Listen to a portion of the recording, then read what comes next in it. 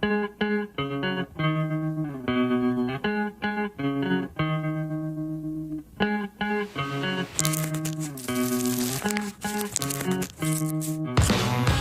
are lighting up all over the country. They call it the green rush. Marijuana has moved out of the back alleys and into the open. Happy Cannabis Cup, y'all. In some states, it's legal to grow, to sell, to smoke. And marijuana could be legalized in a city near you. So easy to get, and many think so harmless. But when the smoke clears, is marijuana bad for you? Or could pot actually be good for you? Marijuana is better than all those pills for you in terms of treating? Yeah. I travel the world for answers. What does marijuana do to you? What does it do to your kids? A special investigation. Weed.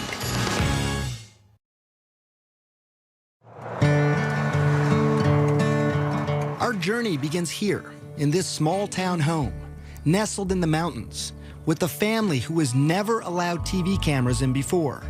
And you're gonna soon learn why. This is so pretty out here. Yeah. They live in Colorado, one of 2 states where it's legal to smoke pot medically and recreationally. But here, it's also taboo to residents like Paige Figge and her husband, Matt. I'm sure it was mentioned to us by someone, hey, you should try this. And I thought, no way. You thought that's fringe stuff? No way, not in a million years, no. But in this area, marijuana is far from fringe. 4 joints, and do you want Island Sweet Skunk? Medical dispensaries are everywhere. Hey, welcome, guys. People are smoking in private clubs and public festivals. But none of this is for Matt. He's a military man, and marijuana would be a career ender. I grew up in Wisconsin in a well-loving family, and I was educated that, like, oh, that's a drug. You don't do that. And I never did. But just decades ago, marijuana was a legitimate medication, also called cannabis, prescribed by doctors and dispensed by pharmacies. This is Harry J. But that all changed in 1930. A relentless warfare against Henry Anslinger, the United States' first drug czar. For him, public enemy number 1. You guessed it, marijuana.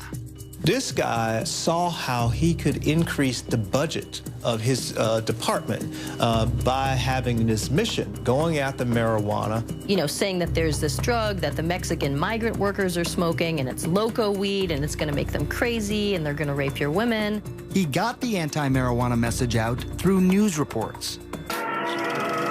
And then came this. It is convinced that he is hopelessly and incurably insane. The film, Reefer Madness, portraying the users of marijuana as unproductive, crazed.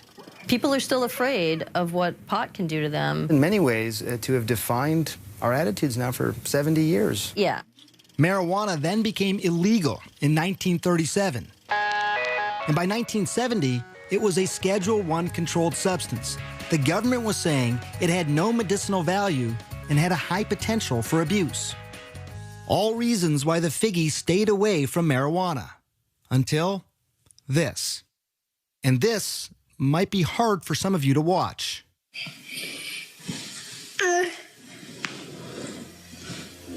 It's okay, baby. This is their daughter, Charlotte, having a seizure. We just thought it was just one random febrile seizure. Nothing to really do, Right. no medications. It's a fluke. Right. A fluke made sense. After all, Charlotte, nicknamed Charlie, was born perfectly healthy, a fraternal twin to sister Chase. Charlie always had big, big smiles. Just happy kids. Easy. Yeah, easy. Very much so. So it was around 3 months, you said, that when you Yeah. first noticed that Yeah. Charlotte had a seizure. I was changing her diaper, well, putting a new diaper on from after the bath, and her eyes just started flickering. It led to the first of many trips to the ER. They did the $1 million workup, the MRI, EEG, spinal tap. You know, they did the whole workup and found nothing and sent us home. No abnormal blood test, no abnormal scan. And developing normally, too. You know, talking and walking, and the same day as her twin. Nothing was behind yet. By the time she was 2, though, the seizures had become constant and started to take their toll on their once happy, joyful little girl. She started to really decline cognitively, and she was slipping away, and she just wasn't keeping up with her twin. The Figgies finally found an answer. It was awful news. Dravet syndrome. It is severe, intractable epilepsy. The seizures start during the first year of life and are unstoppable, difficult to control, and very damaging. Severe behavioral problems, attention deficit and hyperactivity, the self-injury, banging her head on the floor and pulling her hair out and like a possessed child. This isn't your perfect, happy Charlotte. It was a race against time. Many Dravet kids die young, in early childhood. Charlotte was almost 3. For the next 2 years, the Figgies tried everything. Strange diets, acupuncture, and dozens of powerful drugs like Valium, Ativan, phenobarbital. But nothing seemed to help.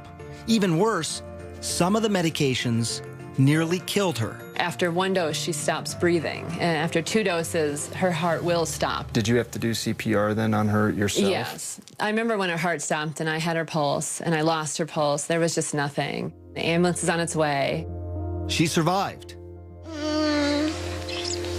You're okay. Mommy's here. But now it was fall of 2011, and Charlotte was 5 years old. When things were at their worst, she just sees all night, and the kids are sleeping either in my room or next door. They can hear the seizure scream all night, 50 times a night.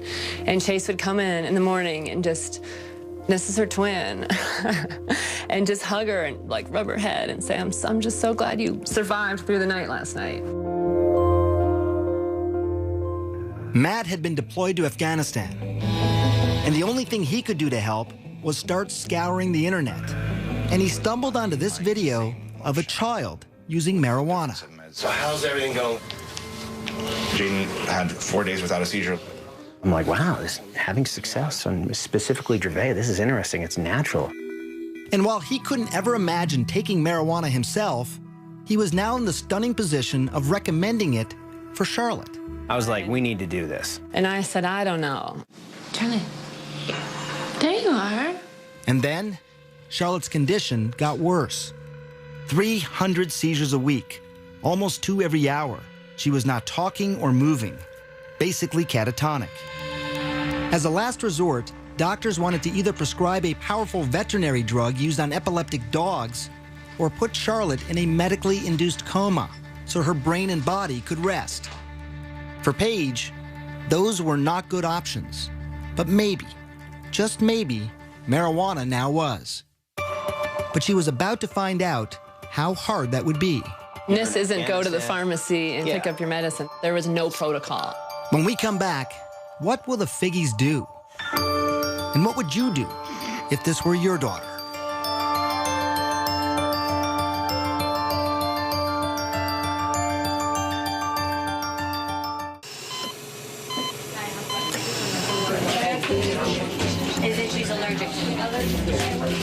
I had resigned myself. I don't think she's gonna survive this. We've seen her flatline in the hospital. We've said goodbye.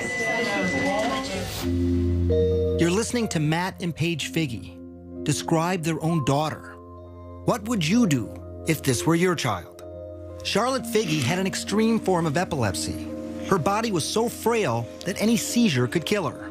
With no traditional treatment left to try and the clock ticking away, her parents decided to try marijuana. Charlotte was just 5 years old. You need a card in order to be able to get the cannabis from a pharmacy. Doctors have to prescribe it. You need 2 doctors in Colorado to get the card for a juvenile or a child. It was hard. We were the first young child, and they said no. Everyone said no, no, no, no, no. Certainly her age played a role in my hesitance. Dr. Alan Shackelford is a Harvard-trained physician. He's also among a handful of doctors in Colorado who give prescriptions for medical marijuana. From the moment Charlotte entered his office, he knew she was in trouble. While he was just examining her, she had 2 seizures. She'd failed everything. There were no more options for her. Everything had been tried, except cannabis. Here's how scientists think it might work. Marijuana is made up of 2 ingredients. THC, that's the psychoactive part that makes you high, and CBD, also called cannabidiol. It's the CBD that scientists think modulates electrical and chemical activity to help quiet the excessive activity in the brain that causes seizures. I've been telling my patients to cut. Dr. Julie Holland is the editor of The Pot Book, a complete guide to cannabis. For a long time, the work on cannabis and epilepsy was sort of inconclusive. Maybe it works, maybe it doesn't. They couldn't quite figure it out. And it's only when they really started separating THC from CBD that they saw, definitively, yes, CBD seems to really stop seizures. So the Figgies needed to find something that was rare, a strain of marijuana that was low in THC. Of course, they didn't want Charlotte getting stoned, but also high in CBD to treat her seizures. And that wouldn't be easy. Dispensaries and growers, they make their money off strains that are high in THC. I'm Joel. I'm Josh. No one knows that better than the Stanley brothers. Their family business is pot. And if you look at these clean-cut guys and what you see surprises you, don't worry. They've heard it all before. When we round the corner, they're like, oh, wait a second. Did you finish high school? They all not only finished high school, but also college, and in some cases, graduate school. Now, they are some of Colorado's biggest growers and dispensary owners. They produce up to 600 pounds of medical marijuana a year, and much of that marijuana is high in THC. But here, on their remote farm at this undisclosed location in the mountains, It takes a lot of plants. We're allowed to grow 6 per patient. they have been growing something different, something they call revolutionary. So Greenhouse 1. Greenhouse 1, yes. Welcome to it. Welcome to paradise. Behind closed doors and under tight security, we enter what the Stanleys call the Garden of Eden. There's nothing like this in the world. This plant's 21% CBD and less than 1% THC. It took years of crossbreeding plants to get to this point. Instead of breeding up the THC, we've bred down the THC and bred up the CBD. And people said, you're crazy. Who's going to smoke that? So why grow it then?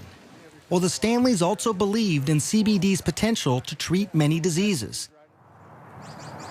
And they had seen it change lives before. I always have 2 strains. Meet 19-year-old Chaz Moore.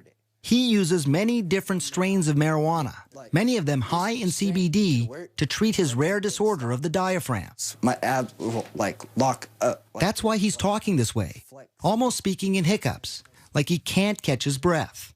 It's called myoclonus diaphragmatic flutter. This fluttering here, it's annoying, but it becomes painful pretty quickly, I imagine. Yeah.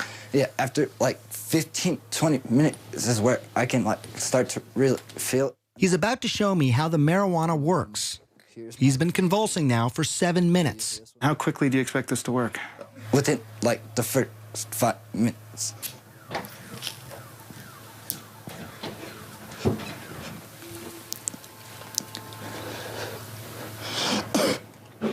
And I'm done. That's it. That's it.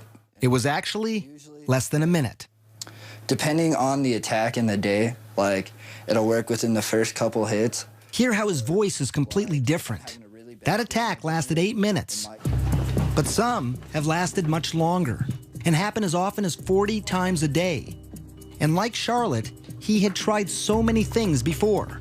By 16, Chaz was taking these powerful, addictive, potentially deadly narcotics and muscle relaxants daily, like Valium and morphine. It would be safe to say that marijuana, what you have in your hand there, is better than all those pills for you in terms of treating what's going on? Yeah, I'm not zombified. I've had 16, 17 attacks today, and I'm still sitting up talking to you. My first attack on all these, I'd be in the hospital. I'm a firm believer that marijuana has actually saved my son's life. Chaz's father, Sean. His quality of life now is 1,000 times better than what it was when he was on the pharmaceuticals. A quality of life that Paige Figge desperately wanted for her daughter, Charlotte. But she still had one hurdle to cross: convincing dispensary owners like the Stanleys to sell marijuana to a 5-year-old little girl.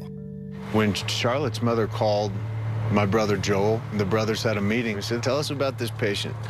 She's 5 years old, he said. And we said, oh, no, we can't do that. Why? It was the fear of the unknown. Charlotte was the youngest patient at the time wanting marijuana. Would it be too much for her? Or would it change her life forever? We'll find that out later. But first, learn more about what marijuana does to your kid's brain, and yours as well.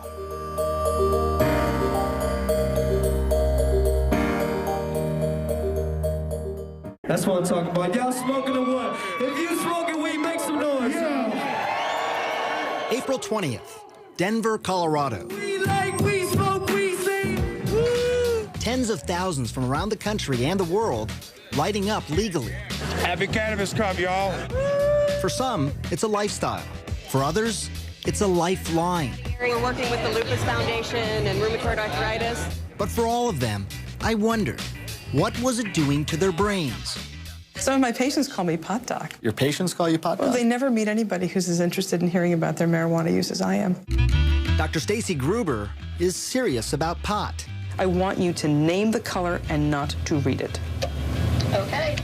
I met her in her labs at McLean Hospital near Boston. She's using high-tech imaging to see what happens in the brain when you smoke. When you first smoke, that is, you light up a joint, a spliff, a blunt, receptors, which are throughout the brain, respond. And these areas of the brain are responsible for things like pleasure, memory, learning, sensation, sense of time and space, coordination, movement, appetite, and other drives, shall we say. So it's sort of an all-over impact, right? So reward, pleasure, hunger. You have this overall feeling of well-being, they say. That all sounds pretty good. Right. It does sound pretty good. And it's not just feeling good, but there's this phenomenon reported by many smokers over the years, especially famous artists, the ability to be more creative.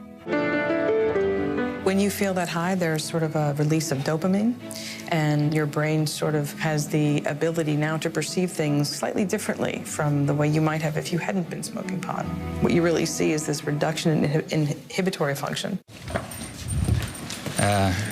Welcome, Dr. Gupta. Pretty spectacular. Less inhibition. That's something that painter Amir says helps him be more creative. A successful artist, his canvases sell for up to $25,000.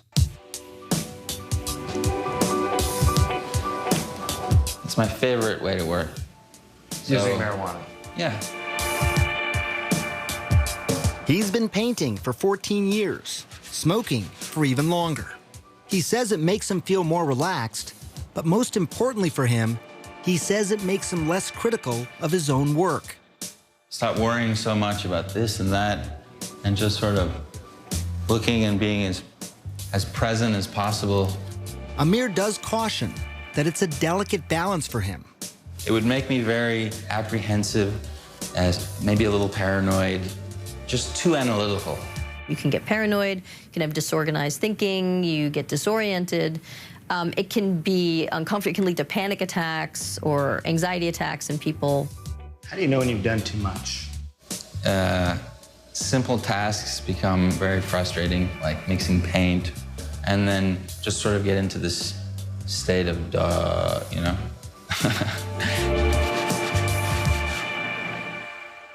Nail. And why that happens is exactly what Columbia University neuroscientist Carl Hart is investigating. Exhale. Research subjects in his lab smoke marijuana and then take a variety of cognitive tests. The effects will be disruption in memory, disruptions in inhibitory control. They will become slower at cognitive functioning, a wide range of things. These effects are temporary, but they're pretty pronounced and they're clear. And it's slowly becoming clear to scientists what part of the brain is most affected. It's the prefrontal cortex. It's very important for planning, thinking, coordinating your behaviors. There are tons of marijuana receptors in this region. And we think that marijuana, particularly in the novice, can disrupt all of those behaviors. An impairment that Hart cautions could be dangerous, especially when driving. You may prematurely hit your brakes. You may prematurely hit the gas pedal, a wide range of things. You may make a turn without looking more carefully. Look at this experiment done by CNN affiliate KIRO in Washington State. Subjects smoked marijuana and then drove. One was a daily medical marijuana smoker, and another, an infrequent weekend smoker. Relaxed and buzzed. The more the novice user smoked, the more trouble behind the wheel. Watch yourself, watch yourself. But interestingly, the habitual smoker didn't have as much trouble. I wouldn't pull her off the road, no. No, not yet. And that's something I witnessed firsthand driving around with 19-year-old Chaz Moore. The day that I spent with him, he had been smoking all day long. Do you feel impaired at all? No, I don't. I feel normal. Turns out when you test people who have a lot of experience with cannabis, you don't see many disruptions. But if you test people who have sort of a limited history with cannabis, you can see some clear, pronounced disruptions. Of course, no one thinks that driving when using marijuana is a good idea. But what scientists can't answer is if there is a safe legal limit, and if people who use marijuana daily as a medicine should be able to drive. How impaired are they? What is more clear, though, is the effect of marijuana on the young brain. What we see is a very big difference in people who begin to smoke prior to the age of 16 and those who smoke after age 16, what we call early versus later onset. Gruber's brain scans show that the white matter, those are the highways that help the brain communicate from one point to another, are impaired in those who start smoking early. Maybe there's underlying white matter connectivity differences. That's your concern, it sounds like, that those highways, those white matter highways, are just more disrupted in people who start smoking early. That's what we see. Perhaps not surprising, given what we know about the young developing brain. That's a very delicate time in brain development, and that's not a good time to be taking any drugs. Preliminary research shows that early onset smokers are slower at tasks, have lower IQs later in life, higher risk of strokes, and increased incidence of psychotic disorders. And while these studies are not conclusive, some scientists are still concerned because in 2012, 35% of high school seniors lit up. And that could mean a generation of kids with damaged brains. And many fear something else. I never really told myself I needed help. A generation of marijuana addicts. When we come back, the truth and the science behind what's being called a growing epidemic. And later, Charlotte's story, the first and youngest child to try marijuana in Colorado.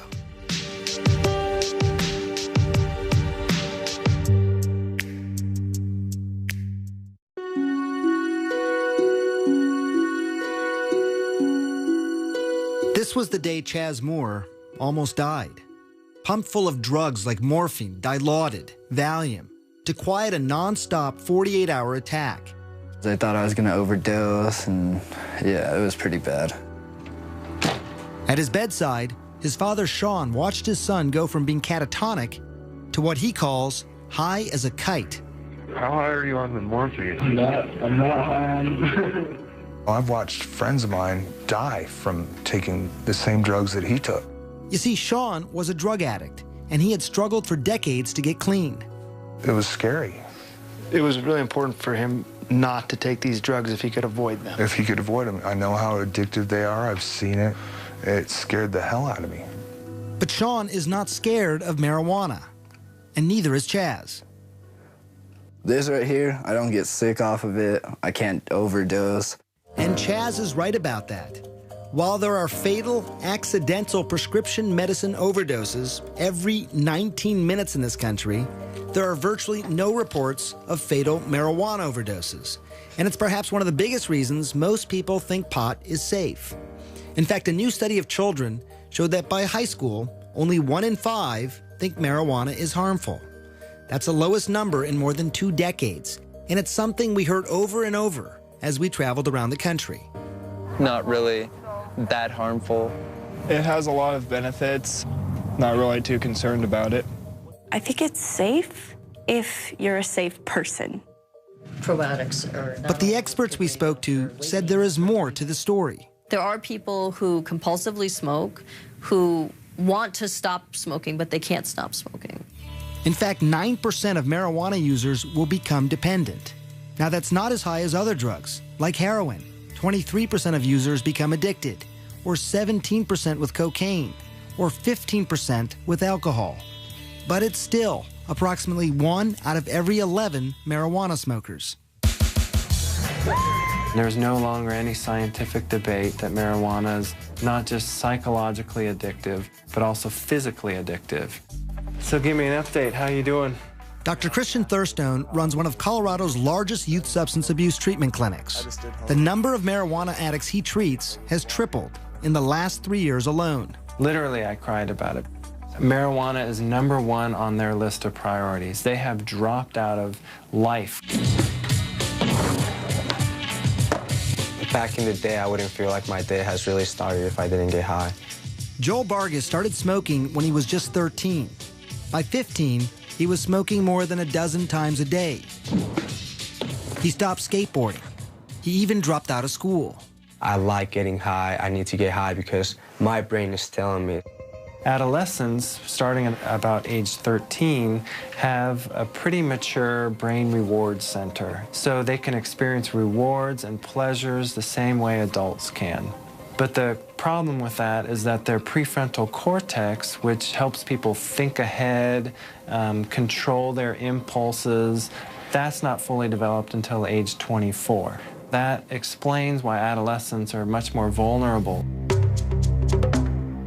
There's something else that addiction experts believe is likely happening in the brain. When you smoke pot, the feel-good chemicals that make up marijuana, called cannabinoids, remember them? They cause your brain to stop producing its own natural cannabinoids. When you stop smoking, you have no feel-good cannabinoids of your own. Until your body kickstarts production, you feel lousy. So many people smoke again to feel better. And today's marijuana could be more addictive. It has more of the psychoactive ingredient THC than ever before. Brain researcher Dr. Nora Volkov. If you smoke a very potent marijuana, the 9-THC content is going to go very fast into your brain at relatively high concentrations, and then that increases its rewarding effects and its likelihood of transition into addiction. So how much stronger is it? You see the barbed wire, obviously, on the fences. Well, I traveled to Mississippi, where marijuana is illegal. But here, on the campus of one of the country's oldest universities, Ole Miss, a huge stash of marijuana is under lock and key. This is our vault. This is some pretty tight security. I mean, look at this door. Mahmoud El Soli runs what's called the Marijuana Potency Project. What's the potency of this? This is about 8%. For 3 decades now, his team has analyzed weed confiscated from drug busts. This is 36% THC. You can smell it. It has a good aromatic, smell. How much does this worry you? 36% THC, confiscated. Very, very dangerous material. For someone that is not experienced in marijuana smoking, take some of this and they're going to go into the negative effects of the high amounts of THC, the psychosis, the irritation, the irritability, the paranoia, and all of this. And while not all the plants are this high, there's no question he's seen a trend. In 1972, the average potency was less than 1% THC. Now, it's nearly 13%. Are people becoming more obsessed with high THC marijuana? I think so. They start out with a 0.5% or 1%, and they get a good high. And then as they continue to use that, it doesn't give them the same high anymore, so they seek either smoking more or higher potency material. It happened to Joel Vargas. After a couple of years of smoking daily, Joel eventually ended up in rehab, where he faced mild withdrawal symptoms like irritability, insomnia, nausea. It certainly isn't anything nearly as dangerous as abrupt discontinuation of alcohol. You know, for somebody like Joel, going into rehab is really about learning new behaviors, more than it is about sort of treating the physiological dependence or tolerance or withdrawal issues. Joel's been clean now for 6 months, but these kinds of risks, they don't scare off Charlotte Figge's parents. People ask us that a lot, like, how did you make that decision? It wasn't a decision. It wasn't a decision. It was the next viable option. And some would say a radical option, marijuana for a 5-year-old. But it was an option they hoped would change her life forever. Baby. When we come back, Matt and Paige Figge finally give their Charlotte marijuana. The results are shocking.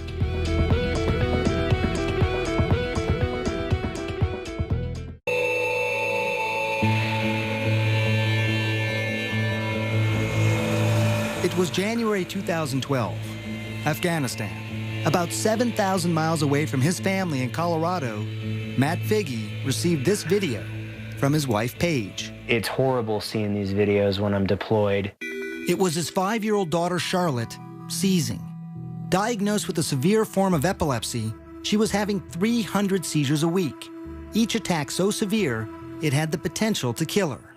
They had already tried dozens of high-powered drugs. We needed to try something else, and at that point in time, marijuana was that natural course of action to try. At home in Colorado, Paige searched for marijuana high in CBD. That's the ingredient some scientists think helps seizures, and also low in THC. Remember, she didn't want to get her daughter stoned. She found a small amount at a Denver dispensary. The owner was surprised that anyone would even want it. They said it's funny because no one buys this, you know. That was the general consensus, that nobody wanted it. It didn't have any effect. Paige paid $800 for a small bag and took it home. I had a friend that was starting a business on making medicine. And I said, can you help me extract the medicine from this bag of marijuana? I measured it with a syringe and squirted it under her tongue. It was exciting and very nerve-wracking. Holding Charlotte in her arms, Paige waited. An hour ticked by, and then another, and then another. She didn't have a seizure that day. And then she didn't have a seizure that night. Did you sit there and look at your watch? And... Right, I thought, this is crazy. And then she didn't have one the next day. And then the next day. And I thought, she would have had 100 by now. And I just thought, this is insane. I remember how happy Paige was. Like, it's really working. I can't believe it. Yeah, that was pretty amazing to hear. It had worked. But in just a couple of weeks, the excitement was overshadowed by panic. Paige was running out of marijuana, and the dispensary didn't have any more of that particular strain. Even if there was more, the monthly price tag would have been astronomical, $2,000, and not a penny of it covered by insurance. But then Paige heard about the Stanleys, the 6 brothers, and their greenhouse of marijuana that is high in CBD. I said, oh my goodness. He says, I don't know what to do with it. We're trying new things with it, but no one wants it. It's not sellable. I said, just don't touch that, because we need that plant. At first, they didn't want to take the risk of giving marijuana to such a young child. But then they met her. Tell me about the first time you met Matt, Paige, and Charlotte. I'm gonna get you misty-eyed. Yeah, you get all of us crying when we start talking about that little girl. The Figges had hit the jackpot, a steady supply of high CBD marijuana, and they only had to pay what they could afford. People have called us the Robin Hoods of marijuana. They say that we sell pot so that we can take care of the kids and the truly less fortunate. Charlotte was the first of those kids. Late spring 2012, she tried the Stanley Special Marijuana, and again, it worked. I can't tell you what that means to us. Get you a dozen in a little bit. If it doesn't get you, something's wrong with you. She lived her life in a catatonic state. Now her parents get to meet her for the first time. What a revelation. Yeah, Kitty. The child who had had 300 seizures a week was now down to just 1 every 7 days. Pitter pat, tiptoe. When I first met Charlotte, March of 2013, it was 1 year after that first dose of marijuana. Achoo! After almost 2 years on a feeding tube, she was now eating on her own. Yellow? She was talking, even walking. Puppy. Yeah, please, she said please. Go! But these stories, they are not without their skeptics. One of the country's 2 hospitals dedicated to Dravet syndrome in Florida states at present there is no evidence that cannabidiol is effective for the treatment of epilepsy.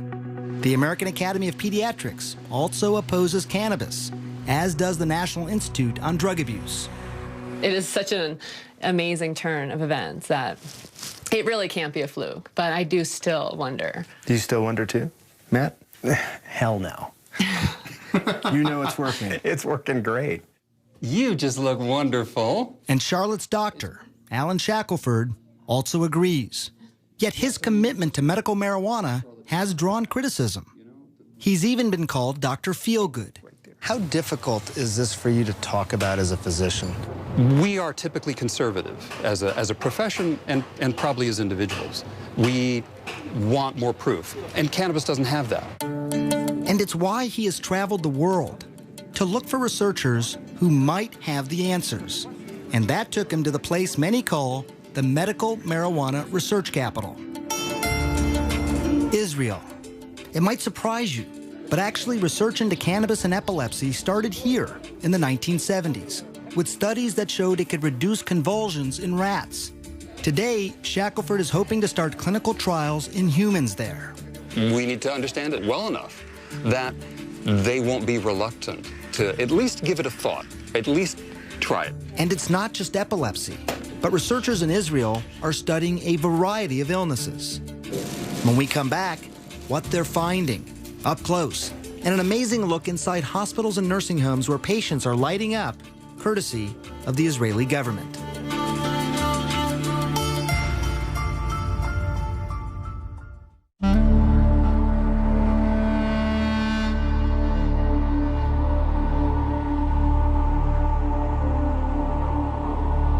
As the sun was rising on the ancient city of Jerusalem, the final leg of our journey was just beginning. There have been some great advances here, and I'm proud of that, obviously. Dr. Boaz Lev is with Israel's Ministry of Health. Here, they have pioneered marijuana research. They were the first to isolate THC and CBD decades ago. And now the country's ministry licensed 10,000 patients to use marijuana medicinally and has approved more than a dozen studies to treat illnesses like PTSD, pain, Crohn's disease, even cancer. Hopefully, this will prove to be the best medication. I really hope so. We're not there yet. Answers might come from places like this. It's a state-run nursing home outside of Tel Aviv. Residents here are using marijuana for pain, loss of appetite, Parkinson's disease, and dementia.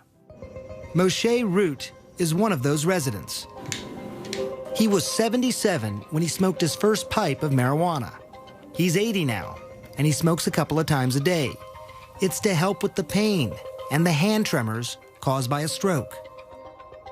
So it's a mixture of tobacco and marijuana. He even decided to light up during our interview to stop his hands from shaking. You're saying your hands are steady because of the marijuana?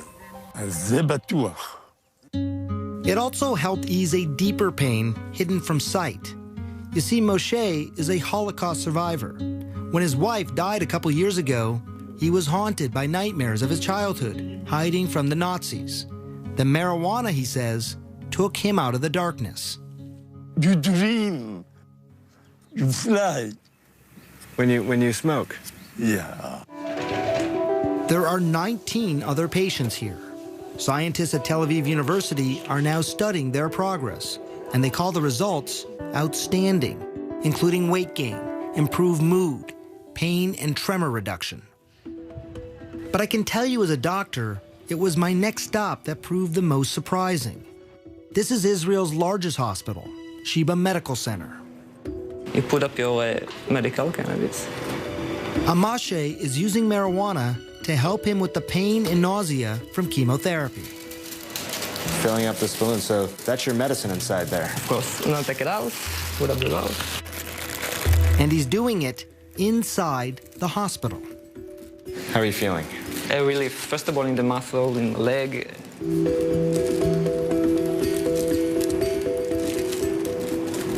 And you're not worried about any potential damage to your body? Not at all.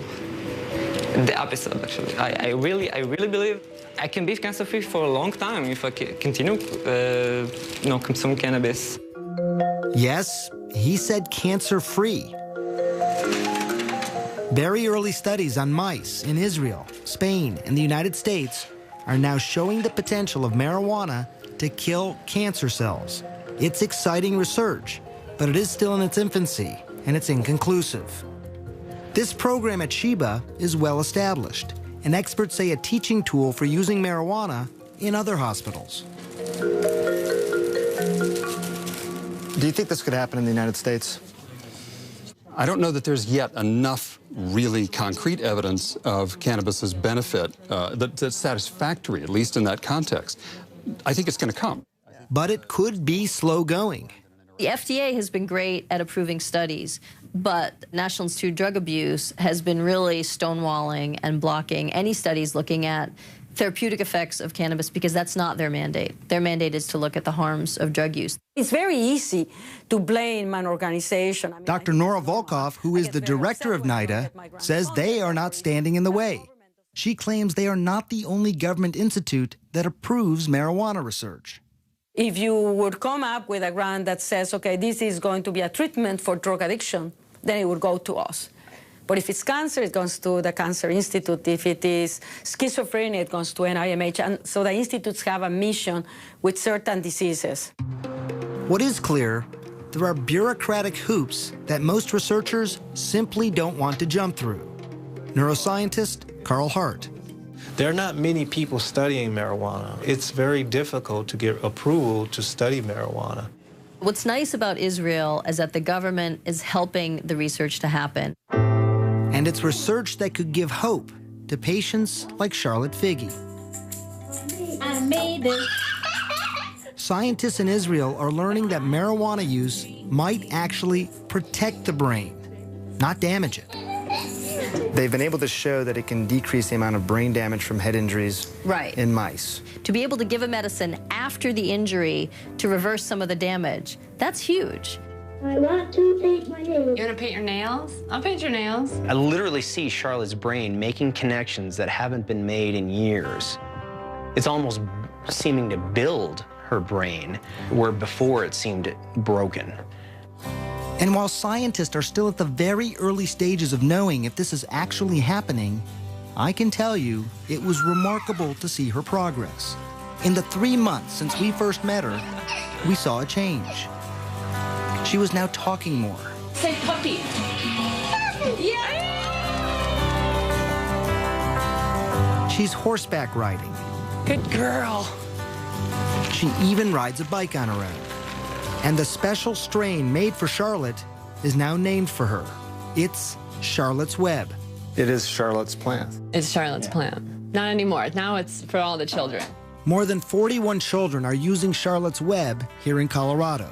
All of them are reporting significant seizure reduction. And there are dozens more on a wait list, hoping, praying that a plant could change their lives, just like it did for Charlotte.